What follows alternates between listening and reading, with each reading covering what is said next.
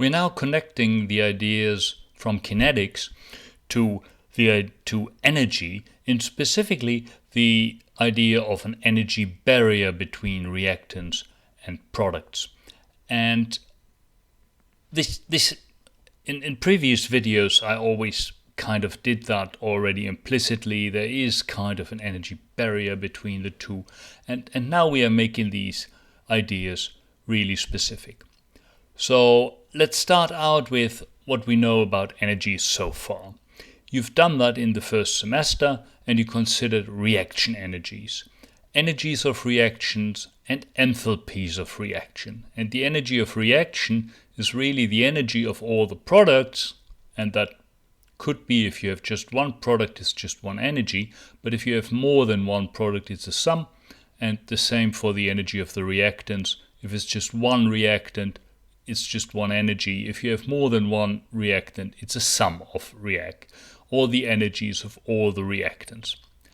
And the same is done for enthalpies, and an enthalpy is really a little bit of a glorified energy. It doesn't, the difference is not so important in this context. And delta in this context means really final minus initial. That's not always the case. That's very often the case, that we use this delta symbol to say, okay, something after the fact minus something before the fact. But in this context, the delta is really, that's what it means, right? The energy before the reaction minus the energy after the reaction minus the energy before the reaction. Okay, and here's the picture that goes with it. And that's not a very complicated picture, so you might even not have drawn it when you drew out this equation. So you have just the energy, and that's just goes up usually.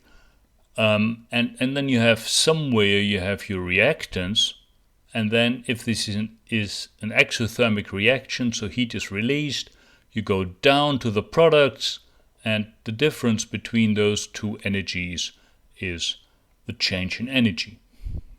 And that's so straightforward. As I said, this diagram might not be something that you've seen before, but I want to extend this diagram. So let's start with this diagram of how this reaction looks.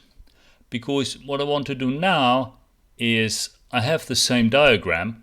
I'm starting with my reactants here, and the energy is going down from my reactants, but I'm drawing this out. I'm adding a second coordinate, and I'm calling this coordinate reaction progress or reaction coordinate. And in the textbook you will probably find either one. Don't know what Zumdel is doing really. Some books use reaction progress, some books use reaction coordinate. Reaction coordinate is a little bit of a more professional expression. Reaction progress is used by more education-minded people. Okay, it doesn't really matter which one. They both mean the same thing. Okay, and the question is now, we know the energy at the beginning, we know the energy at the end. We can compute the difference, of course, but what's the energy doing in the middle? Is it, and I hinted at it, it will be some type of a barrier, because anything else really would be sort of stupid. It can't go down just linearly, because then the reactants wouldn't be even stable, right? The reactants would transform into the products without any nudge or anything. You couldn't kind of have the reactants and just fill them into a bottle. And that's what you very often can do. You can have gasoline and put it in your car, right? It doesn't react with the oxygen from the air immediately. You need this famous spark or a lit match to make it go off. So it needs some energy, even if it's just a little bit of energy, to start the reaction. And that's this energy barrier it sits behind. And so no, it can't go like this, it can't go linearly down. There must be some type of barrier, because if it was not, this was not a proper chemical species. So yes, I need a barrier. And here's my barrier edited to the plot.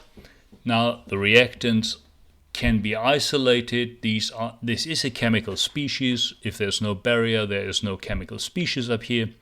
And okay, I need to supply the reactants with some energy, and once they have that energy, they can overcome this barrier and form the products. That's the idea. And the more energy you have in the surroundings, the faster the reaction will be, and the lower or the higher this barrier is, the faster or the slower this reaction will be, right? So the height of this barrier is connected directly to the speed of the reaction. And that's why energy and kinetics are directly related, but it's not related by the amount of energy released. It's related by how high is the barrier between. And so I need a name for this barrier, and I need a name for the top of the barrier, really. And the top of the barrier is called transition state, because you go up, and then that's the transition state, really, where you kind of go from reactants to products. You go from the reactant side to the product side, all until the very highest point you could call reactant side, or on the other side you could call product side. But the very highest peak, that's the transition state. That doesn't belong to either side. And the energy to reach it from the reactant side is called EA, activation energy. So we now have a name for that, activation energy, and we have a symbol for it, E sub A, or EA, activation energy. And here's an idea from your book, which is very much the same figure. It's a concrete example where the reactants are methyl bromide. Is that right? Yeah, methyl bromide and OH minus, not methyl chloride. It would work with methyl chloride or methyl iodide as well.